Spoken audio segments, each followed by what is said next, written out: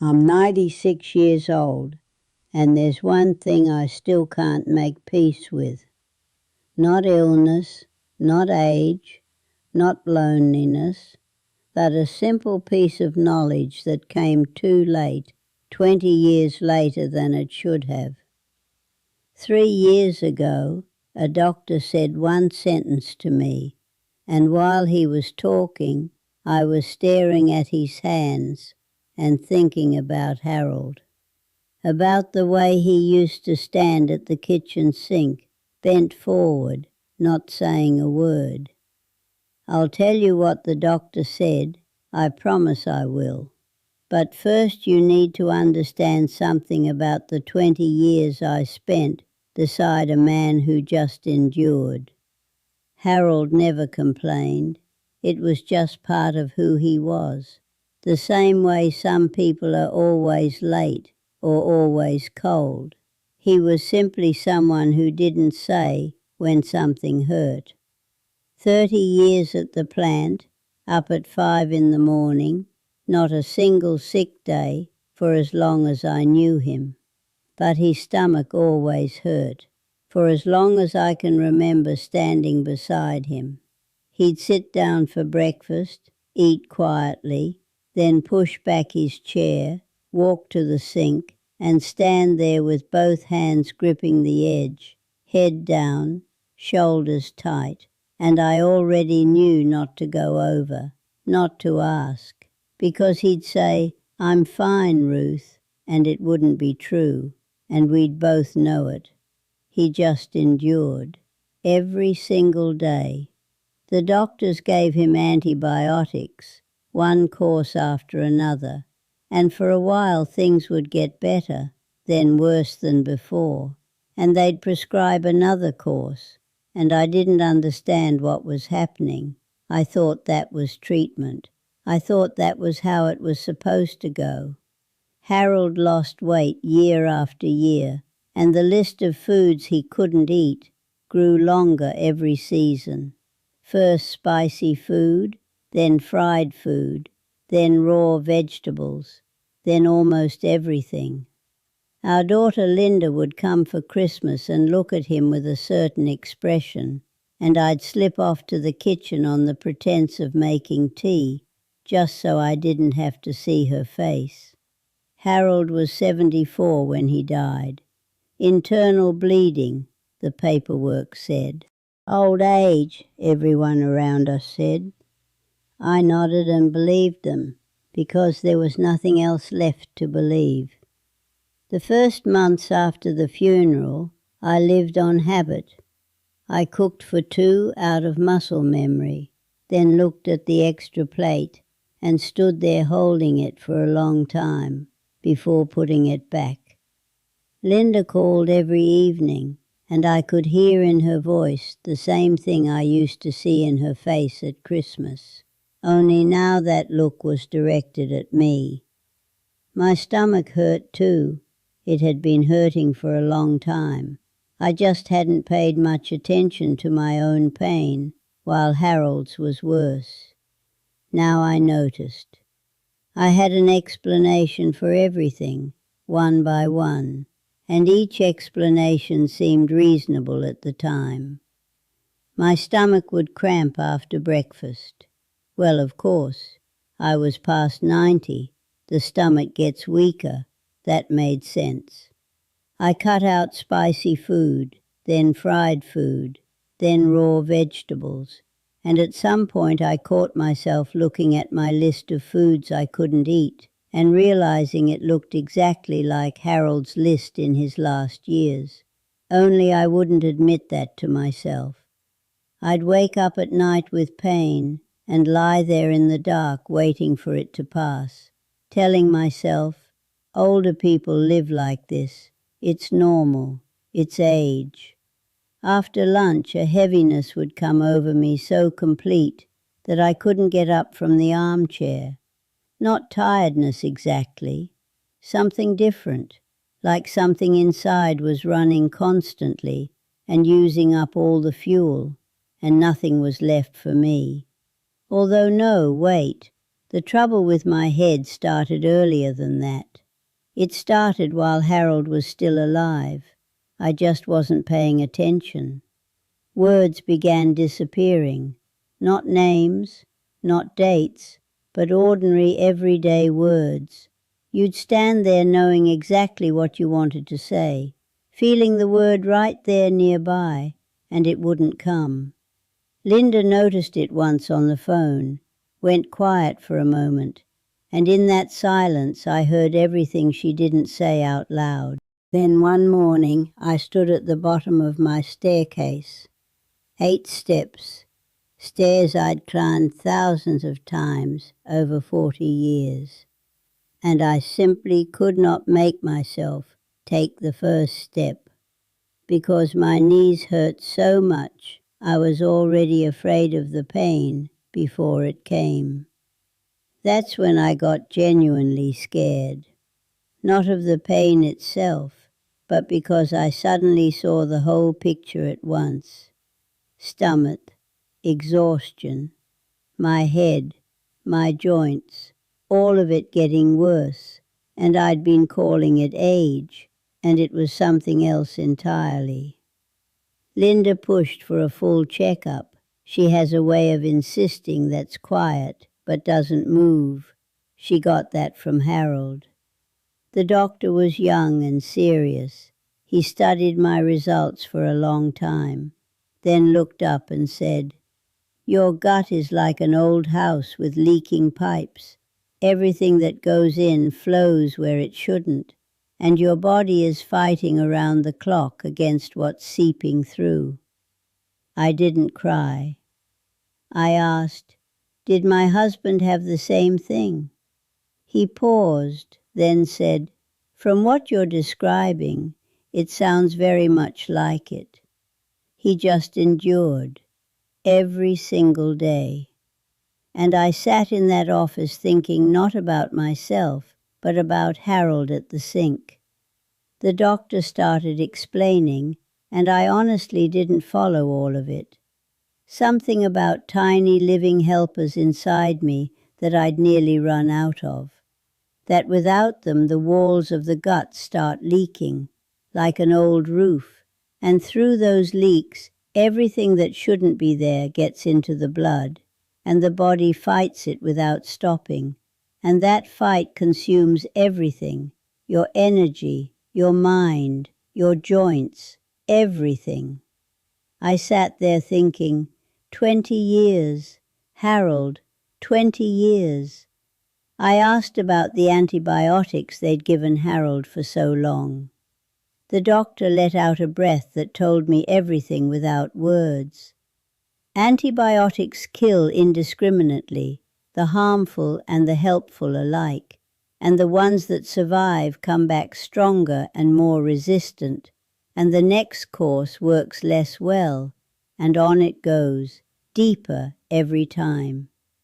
Then he mentioned the remedy. I was waiting for the name of some expensive drug, and he said, "Fresh cabbage juice, 1 glass a day." I sat looking at him and couldn't say a word because I was thinking about one thing, cabbage. We grew it in our backyard. All those years, the whole time Harold stood at that sink. I drove home from that appointment in silence. Linda was talking about something in the front seat, and I wasn't listening. I was looking out the window, thinking about a head of cabbage. Something so ordinary, something we'd grown in the backyard for 40 years. I didn't say anything to Linda until we were almost home, and then I just said, "I want to try it." She didn't ask what I meant. She already knew. Linda brought a juicer the following week and set it on the kitchen counter with an expression that said she wasn't quite sure she believed this, but wanted to very badly. The first days were strange. The juice smelled of earth and fresh-cut grass. The taste was sharp and unfamiliar, and I honestly couldn't see how this was going to help anything. On the second day, I got a headache and a short temper. I snapped at Linda on the phone for no reason, then hung up and sat in the quiet feeling angry at myself. The doctor had warned me the body takes time to adjust. I held on. On the fourth day there was no pain after breakfast. I ate, washed the dishes, and only then realized I'd been waiting for the pain and it hadn't come. There was no pain, just an ordinary quiet morning, and I stood at the sink in the same spot where Harold used to stand, except I was standing straight. A week in, Linda came on Sunday and looked at me differently, for a long moment, then said I seemed more alive somehow. I didn't explain, just nodded, but inside I knew that on that day I'd walked through the entire house for the first time in years without stopping once. Then came the weeks when I started to doubt. The pain seemed less, but it hadn't gone completely. The fatigue came and went, and I started thinking, maybe I'm fooling myself. Maybe it's coincidence. Maybe at my age, nothing really changes anymore. I almost stopped. I had my hand on the juicer one morning and thought, what's the point, Ruth? What do you think is going to happen at 93? I put the cabbage back in the refrigerator and sat down at the table and stayed there for a long time. Then I got back up and took the cabbage out again.